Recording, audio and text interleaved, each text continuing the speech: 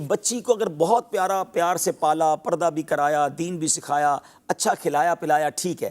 اب جب شادی کی باری آئی تو کیا دیکھا کہ وہ سامنے والے کا گھر کتنا بڑا ہے، گاڑیاں کتنی ہیں، یہ دیکھا کہ اس کا عقیدہ کیا ہے، وہ دیندار کتنا ہے۔ ہم نے ایسا بھی دیکھا اشفاق بھائی، پوری زندگی اپنی بچی کو پردہ کروایا اور شادی کے بعد وہاں جا کے برقعے اتر گیا، کیوں گیا؟ وہ سسرال والے منع کرتے ہیں۔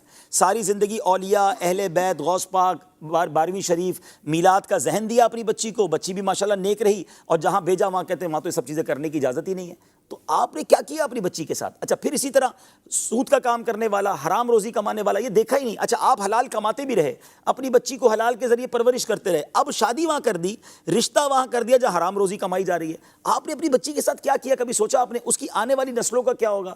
اس کی نسل اگر اللہ نہ کرے بدعقیدہ ہوگی تو اس کا جواب دہ کون ہوگا؟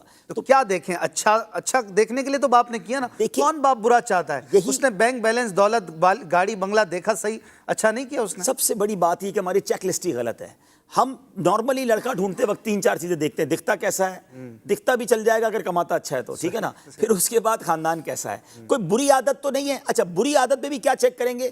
وہ بری عادت جو معاشرے میں بری ہے، نشہ تو نہیں کرتا، چوری تو نہیں کرتا ہے۔ اچھا یہ نہیں سوچیں گے کہ نماز پڑھتا ہے کہ نہیں پڑھتا، کوئی نماز نہ پڑھنے سے زیادہ بری عادت کون سی ہے؟ اچھا حرام کا پیسہ بہت ہے، لیکن یہ پیسہ آتا کدھر سے ہے؟ سود کا کاروبار ہے، رشوت کا کاروبار ہے، نوکری کرتا ہے 50,000 کی، گھر میں گاڑیاں کھڑی ہیں، تو کدھر سے آئے یہ سارے پیسے؟ یہ کوئی سوچتا ہی نہیں ہے۔ تو پہلے چیک لسٹ کیا ہونی چاہیے؟ فرسٹ آف آل، چاہے لڑکی تلاش کریں چاہے لڑکا تلاش کریں، کہ اس کا ایمان اور عقیدہ کیا ہے۔ سب سے مین چیز یہ ہے، عقیدہ ہی کچھ اور ہے اور ہم اپنے نیا خاندان بننے جا رہا ہے، آنے والی نسلوں کا کیا ہوگا؟ اسی طرح اگر لڑکے مجھے سن رہے ہیں، نوجوان سن رہے ہیں، بڑی پیاری روایت کتابوں میں لکھی نا کہ اپنے ہونے والے بچوں کے لیے اچھی ماں تلاش کرو، یعنی یہ بچوں کا حق ہے جو بعد میں پیدا ہوں گے کہ ان کے لیے اچھی ماں تلاش کریں۔ تو ماں نیک ہو، دیندار ہوگی تو بچے بھی نیک بنیں گے، با پردہ ہو۔ تو لڑکے بھی اپنے لیے اگر تلاش کرتے ہیں، اپنی ماں، اپنی فیملی کو کہتے ہیں، تو پہلے کہیں کہ اس کا عقیدہ، اس کا ایمان چیک کریں، پھر وہ نمازی ہے کہ نہیں، دیندار ہے کہ نہیں۔ دیندار جناب رشتے ملتے نہیں ہیں، اب اتنا اچھا رشتہ آیا تھا، کامل تو کوئی نہیں ہوتا جناب، ہم نے تو بچی دے دی۔ آپ نے انتظار ہی نہیں کیا، اللہ پر بھروسہ ہی نہیں کیا۔ آپ یقین کریں اگر آپ نے صرف اس لیے رشتہ نہیں کیا کہ آپ کو اللہ والا نیک رشتہ چاہیے اور حلال کمانے والا چاہیے، آپ اللہ کی ذات سے امید رکھیں، اللہ غیب سے ایسا رشتہ بھیجے گا۔ اچھا ایک بات میں اور سمجھا دیتا ہوں، بات طویل ہو گئی، کہ مثال کے طور پہ آپ نے بہت مالدار دیکھا اور وہ اللہ کو ناراض کر رہا ہے، کما ایسے رہا ہے کہ اللہ کو ناراض کر رہا ہے، عادت ایسی ہے کہ رب ناراض ہے۔ بچی کو بیایا، کیا ایسا نہیں ہوتا کہ وہ مالدار کنگال ہو جاتا ہے؟ جس سے رب ناراض ہے وہ کبھی بھی برباد ہو جائے گا۔